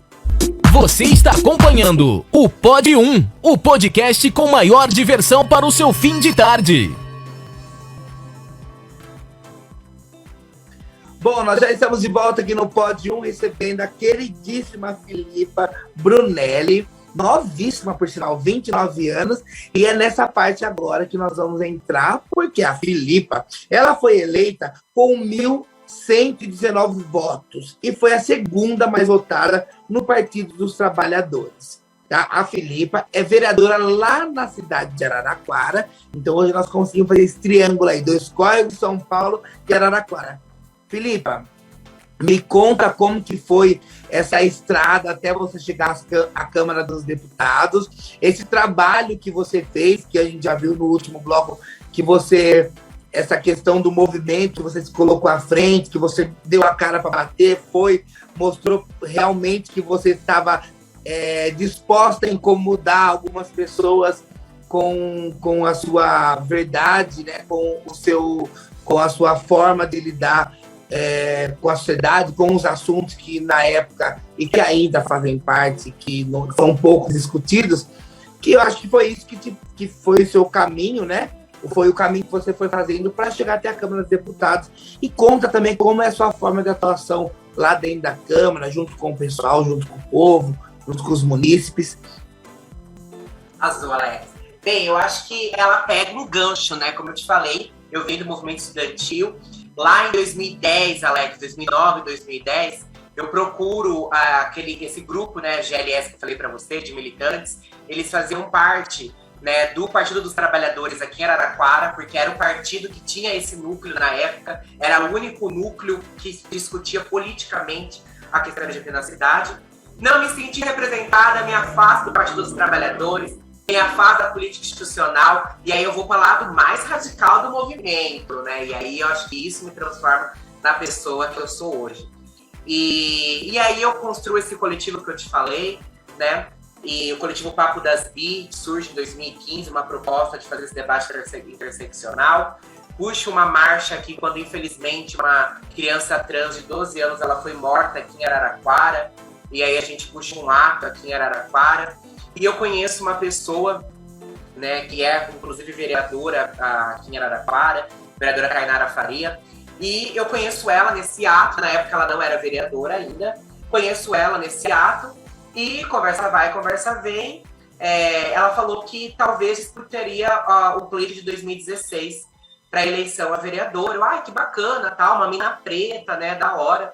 Na época ela não tinha sua sexualidade ainda, né, como bissexual, ela ainda era uma pessoa cis, mas mesmo assim, pela história dela, pela negritude dela, pelo lote social que ela ocupava, mano, eu falei, essa mina arrasa, assim, né? E aí eu entrei na campanha dela, para ajudar ela a fazer a campanha dela, aprender a campanha junto com ela.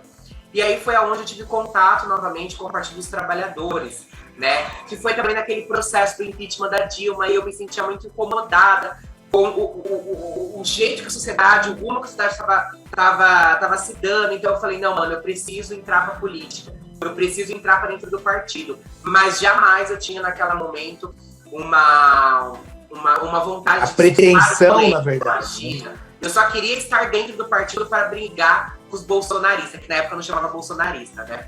Mas com aquela galera. E aí, participei da campanha dela, conheci então o atual prefeito de Araraquara, o prefeito Edinho Silva. Na época, o Edinho ia disputar a prefeitura de Araraquara, ele me convida, pelo meu histórico de militância LGBT, ele me convida para escrever o plano municipal LGBT, para ele disputar a eleição. Escrevo esse plano municipal, ajuda a Tainara na campanha dela, a Tainara é eleita e o Edinho é eleito.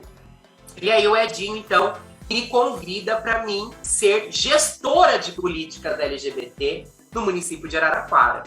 Então, naquele momento, eu me tornei aí gestora de políticas LGBTs no município de Araraquara. Aí, veja bem, Alex, eu saio da radicalidade do movimento LGBT e me transformo em gestora municipal de políticas LGBT.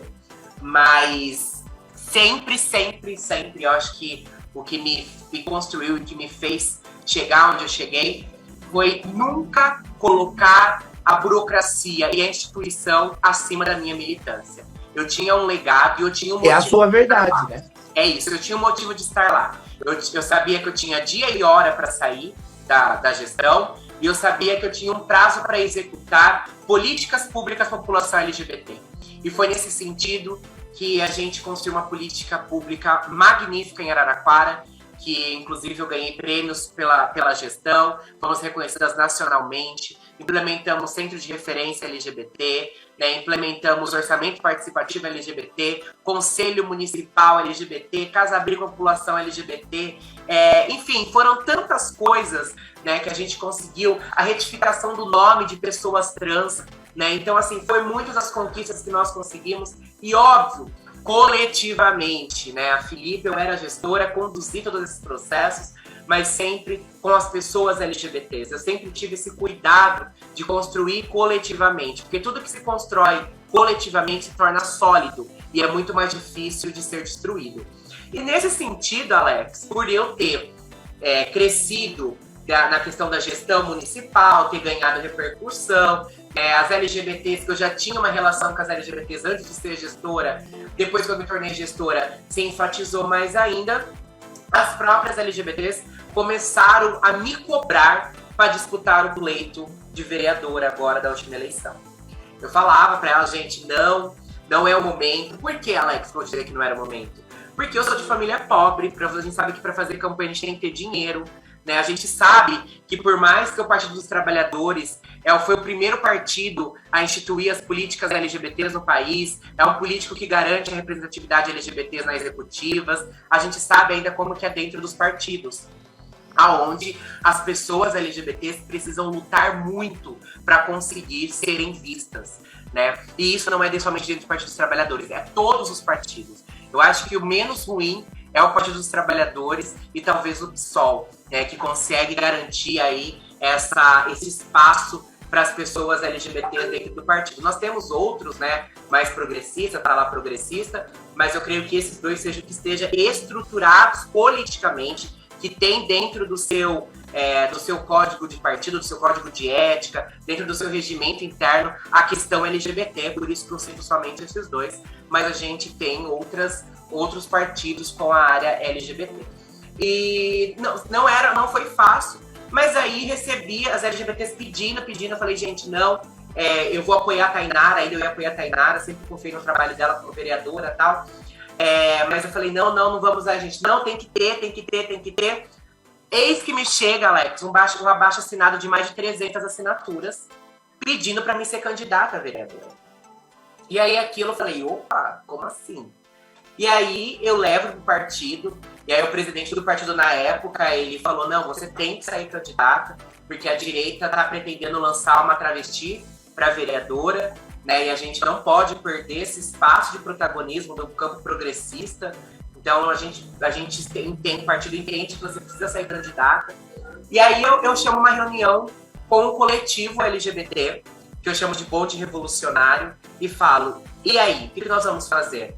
Sozinha eu não vou, não quero. Por quê? Eu sabia que era bucha, era treta. Falei, então se vocês virem comigo, mas me garantir da palavra de vocês que vocês vão estar comigo, eu disputo o pleito e coloco minha cara a tapa e coloco, inclusive, a bandeira LGBT na nossa campanha. Porque a nossa campanha, diferente das outras, não carregou somente a bandeira LGBT em momentos oportunos ou momentos específicos. Foi a única campanha 100% LGBT de Araraquara. Foi a única campanha construída 100% por pessoas LGBTs. Construída 100% em cima da bandeira LGBT. Então, óbvio que nós tínhamos propostas para o meio ambiente, para a educação, para o lazer, mas a coluna vertebral da nossa campanha foi o movimento LGBT. Foi as famílias, foi o apoio das famílias com filhos LGBTs, foi das pessoas LGBTs e de pessoas aliadas que viram em nós uma oportunidade de transformação política, né? E as pessoas também que me conheciam e sabiam o quanto que eu sou aí enfática nas minhas defesas pelo progresso e daquilo que eu acredito. Comigo, Alex, ou tá certo, ou tá errado, ou tá errado. Então, dificilmente, muito difícil, o sistema irá me corromper, né? Porque eu falo que eu entrei na política, mas eu não deixei a política adentrar em mim. Eu adentro a política para fazer com que as minhas adentrem esse sistema, mas jamais eu vou permitir me fazer parte deste sistema, porque esse sistema ele é opressor, esse sistema ele é um sistema genocida, ele é um sistema que mata as pessoas, então eu jamais quero fazer parte dele. Eu adentro ele para ser a ruína desse sistema, para fazer aquela coisa do cupim, né? Deixar aquele sistema fragilizado para vir um movimento social e dar o pé na porta e adentrar. Então sempre foi essa a minha proposta. E junto com o Bonde Revolucionário, a gente construiu uma campanha, cara, que foi uma campanha de garra, uma campanha de ir pra rua, de militância mesmo, de pessoas que acreditam no processo e no projeto, né? E a gente foi pra rua, passamos muitos perrengues durante a campanha, uma campanha com recurso muito baixo, mas que teve um resultado positivo, e não somente um resultado positivo, Alex. Nós tivemos um resultado que deixou, inclusive, muitas pessoas do próprio partido, assim, de boca aberta. Porque como assim? Né? Araraquara, uma cidade conservadora, com um histórico colonialista, um histórico cristão, conservador, elegeu uma travesti, não somente elegeu uma travesti. Dos 18 vereadores, Alex, eu fui a 10ª mais votada. Dos 4 vereadores que o PT fez na Câmara, eu fui a 2ª mais votada. Então, a gente passa o quê? Um recado que a sociedade ela está mudando, que a sociedade está tendo uma resposta a todo o retrocesso. Então, eu creio que, e aí eu sou muito grata, né, a esse coletivo que nós construímos, o Bonde Revolucionário, porque eu digo, a Filipa Brunelli é o nome que representa um projeto, Alex. Eu não consigo falar para você que é meu mandato, que é eu que falo. Óbvio que eu dou a direção, porque é o meu nome que está em xeque. Né? Eu sou a vereadora, é meu nome que está lá. Mas tudo é construído ouvindo, conversando, dialogando com os meus, dialogando com os nossos, porque a gente entende que nós adentramos, mas nós não queremos perpetuar esse modelo sistêmico de política. É um modelo elitista, um modelo higienista, um modelo que afasta as pessoas.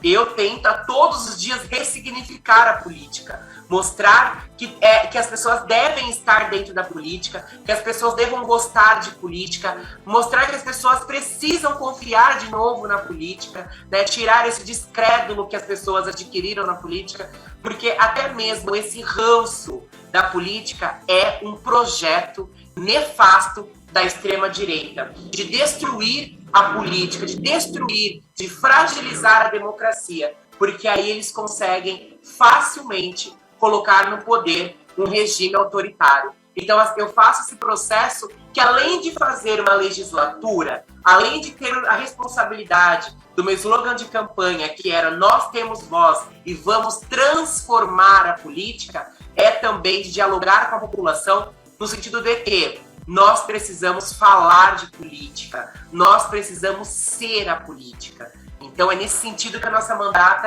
ela foca. Óbvio que nosso mandato tem, como eu te falei, a prioridade das pautas LGBTs, porque elas nunca foram representadas. Então, nós temos um déficit social, um déficit em direitos muito grande, uma lacuna muito grande diante as outras políticas públicas implementadas. Né? Então, essa é a nossa coluna principal. Mas, concomitantemente, nós trabalhamos com a questão ambiental também, porque nós entendemos que não tem como nós falarmos de um mundo melhor sem falar das questões ambientais. Se nós estamos falando de futuras gerações, até mesmo da geração presente, nós precisamos falar de meio ambiente. Nós falamos também da juventude, né? Porque nós entendemos também que é o futuro, que é o presente da sociedade. Então, é uma pauta nossa também. Outra pauta também nossa, as religiões de matriz africana, o enfrentamento ao racismo religioso. Então, são pautas que nós adquirimos, que nós aglutinamos em nossa mandata, né? Pautas do feminismo, pauta da igualdade racial, pauta em busca de direitos sociais. Então, todas as minorias políticas, elas fazem parte dessa mandata. Né? Uma mandata representada por um corpo travesti, mas que ele é um corpo transversal, né? Que ele é um corpo que permite, é um mandato que permite fazer o debate de forma interseccional. E eu acho que essa é a nossa grande diferença. Essa é a grande diferença dos mandatos LGBTs, dos mandatos travestis, né? De fazer a política transversal, de fazer a política construída coletivamente. Porque eu faço com que as pessoas entendam que não é somente ir na urna e votar e eleger a Filipa. Não, é participar do processo, é acompanhar o dia a dia da Câmara, né? Porque isso é democracia. Não é somente ir lá no domingo, digitar o número do candidato e seja que Deus quiser. Isso é parte da democracia, mas não é a democracia. E é por isso que a gente tem que sempre estar construindo a política. É por isso que eu sempre pego no pé das lideranças políticas, né? E eu não só faço a minha autocobrança, quanto eu cobro também as outras lideranças políticas, porque não é somente fazer promoção pessoal, não é simplesmente falar do eu, né? Não é porque o ego ele leva a gente para as ruínas, nós precisamos falar da coletividade, nós precisamos construir novas militâncias, novas lideranças. Eu, Filipa Brunelli, Renato, ou Alex, não sei de onde eu tirei. Alex, vou dizer para você que eu planto novas lideranças e novas militantes LGBTs a cada esquina que eu passo. E eu tenho esse papel comigo. Porque eu espero chegar na minha velhice e olhar para trás e ver um legado. Eu quero olhar para trás e ver o tanto de lideranças que eu construí para continuar isso. Eu não vejo que essas lideranças disputam espaço comigo politicamente. Até porque eu serei muito grata se um dia a comunidade LGBT chegar para mim e falar assim: Filipa, nós entendemos que não é mais o seu nome que vai representar esse processo político, é outra pessoa. Eu falo, agradeço, continuo com vocês, a luta com vocês no backstage. Não tenho problema nenhum. Porque não é sobre a gente, não é sobre nós, não é sobre a persona Filipa. É sobre o movimento LGBT, é sobre conquistas sociais, é sobre todo o modelo de sociedade que a gente idealiza. Hoje, o nome que representa esse projeto se chama Filipa Brunelli. Eu trabalho muito para construir novas lideranças para que no futuro esse projeto continue por outras mãos. Arrasou. Eu nem vou perguntar nada porque você foi tão completa, porque eu fiquei até... De tanto que você foi completa nas perguntas que eu até pensei, mas eu pensei em fazer essa parte dessa questão de ser vereadora. Assim, nós entramos não especificamos nada, mas você passeou muito bem por todas essas vertentes que a política tem e explicou muito bem, né, a sua atuação dentro de cada uma.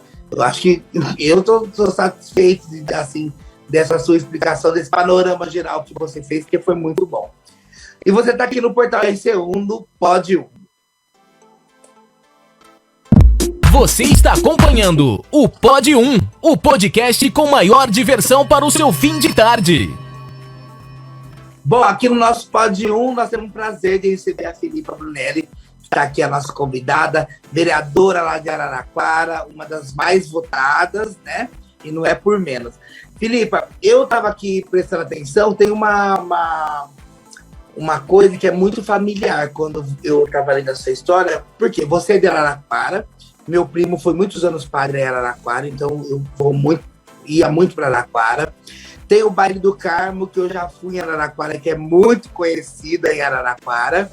E a minha professora, que também é socióloga, é de Araraquara, que é a Grazi Lima. Ela foi minha professora da faculdade, os 4 anos. E aí, eu lendo aqui a sua história, eu vejo que a senhorita também é socióloga. Esse lado de gostar de pessoas, de querer sempre estar no meio, de ser vereadora, de ser militante, é o lado socióloga também que fala mais alto, que sempre grita? Eu creio que sim. A Grazi, inclusive, ela estava como coordenadora de políticas para as mulheres aqui no município. Ela faz parte... Fala para ela que eu mandei um beijo para ela. Por favor. Pode deixar. Eu ainda não terminei minha graduação, né? Eu estou na graduação de Sociologia. Eu comecei algumas faculdades já, mas eu paro no percurso, porque não é aquilo. Comecei a fazer estética, amo estética, tive um salão de beleza, trabalhei como cabeleireira e tudo mais, mas eu via que eu não conseguia, sabe, expandir, mudar a vida das pessoas, então não era para mim. E aí um campo possível para mim era ciências sociais, né, ir para sociologia, inclusive, foi algo que começou a me dar gabarito para mim poder adentrar a política e poder saber do que eu estava falando. Porque eu acredito que representar o povo, representar a população, ela requer uma responsabilidade muito grande. Não basta uma representatividade de corpo ou simplesmente um debate. Eu tenho que saber do que eu estou falando, eu tenho que saber do que eu estou fazendo, né? Eu tenho que entender o básico da sociedade, dos modelos sociais, né? Da cultura instalada na sociedade. Então, por isso que o campo da graduação das ciências sociais foi algo que está sendo fundamental na minha vida, porque eu sei que toda vez que eu estudo algo para a graduação, é algo que parece que está sendo falado para mim na vida política, assim.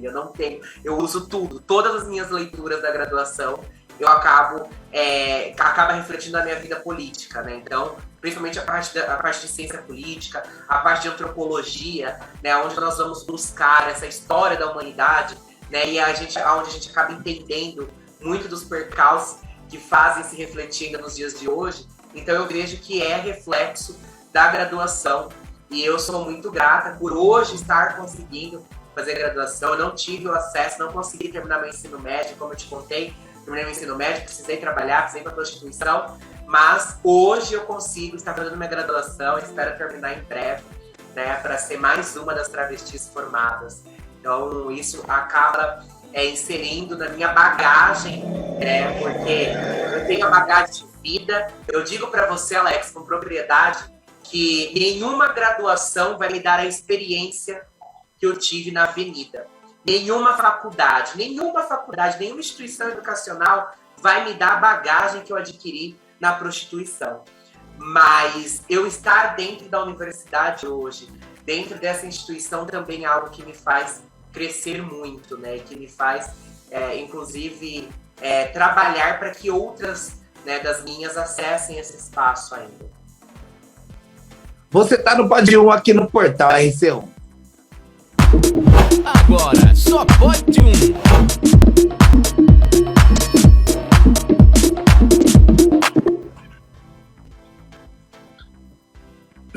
Bom, e como já é de costume aqui no nosso programa, nós estamos já indo para o final do programa, e esse quadro a gente sempre tem que fazer, que a Filipa não seria diferente. Filipe, esse quadro chama Agora Só Pode Um. A gente não avisa para pegar a pessoa mesmo de surpresa, para não dar tempo de pensar. Se você tivesse a oportunidade de falar com Deus ou com qualquer outra entidade que você acredita de força maior, né? E você tivesse um pedido só para ser realizado, qual seria esse pedido hoje? Eliminar a crueldade da humanidade. Olha, eu já escutei de um tudo aqui, na verdade, mas eliminar a crueldade da humanidade, eu acho que muitas coisas que outras pessoas pediram, se a gente fosse pelo seu pedido, já teria resolvido metade do caminho aí, viu? O ser humano, ele é muito cruel. O modelo de sociedade se tornou muito cruel, né? E se a gente quer evoluir enquanto seres humanos, se nós queremos evoluir para um modelo novo de pessoas, nós precisamos romper com a crueldade. Porque tudo de ruim se deriva da crueldade. Então, se eu tivesse contato com o divino, seja ele qual fosse, eu pediria... não precisaria mudar nada, nenhum processo da natureza, de nascimento ou de morte, mas o processo de eliminar esse sentimento de crueldade, esse requinte de crueldade do ser humano. Você está no portal RC1 no Pódio. Você está acompanhando o Pode 1, o podcast com maior diversão para o seu fim de tarde. Oi pessoal, tudo bem? Meu nome é Eduardo, eu sou o diretor da Operação do Censo 2022 na cidade de Dois Córregos. Estou gravando esse áudio para o pessoal do Pode 1 para ressaltar a importância do censo para a nossa cidade. Nós estamos encontrando algumas dificuldades com a população, algumas se negam a responder a pesquisa, acreditando que o censo tem conotação política, ou que vai aumentar algum tipo de imposto ou algum tipo de cobrança aí para o pessoal. Mas, na verdade, o intuito do censo é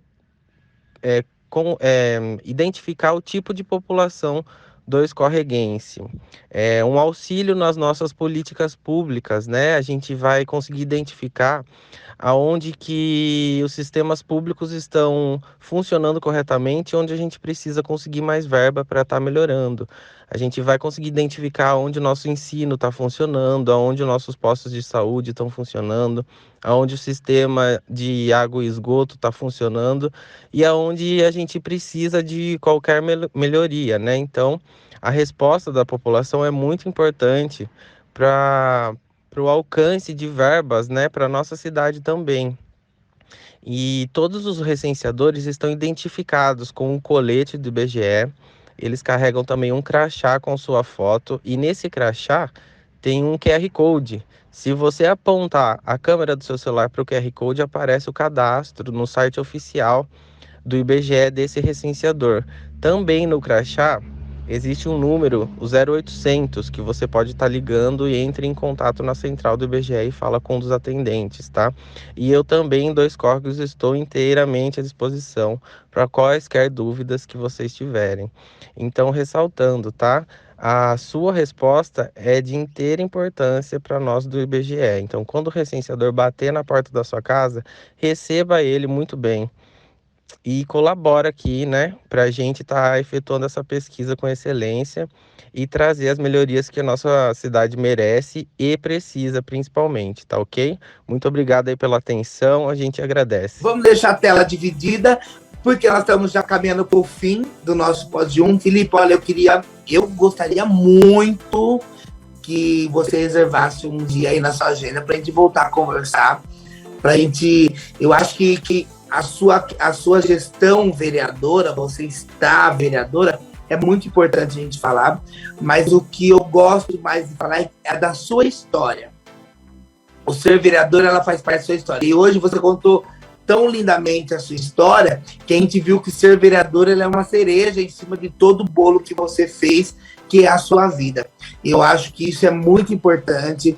Você foi em pontos específicos e doloridos, mas fundamentais, e eu fico muito satisfeito quando a gente consegue bater esse papo e a pessoa consegue mergulhar na sua infância, mergulhar na sua adolescência, por mais que seja dolorida, mas com uma história de superação.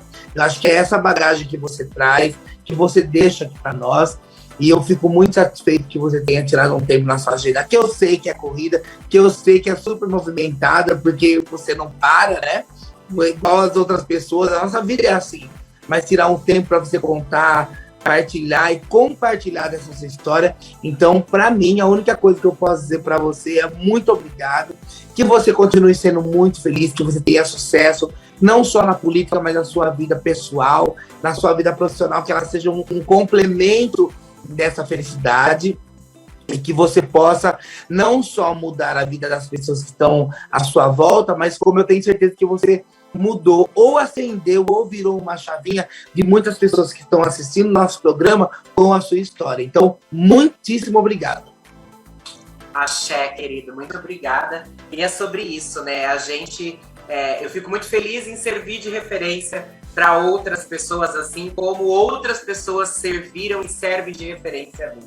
Então, que as pessoas podem buscar inspirações para se manter vivas. Alex, muito obrigada pelo carinho, por me receber aqui no Pod 1. Estou sempre à disposição de vocês. Bora prosear cada vez mais e, de fato, contribuir para uma sociedade que ela seja mais humana, mais igualitária, uma sociedade que, de fato, contemple e que respeite toda a pluralidade humana. Ó, um grande beijo para vocês. Axé a todos nós.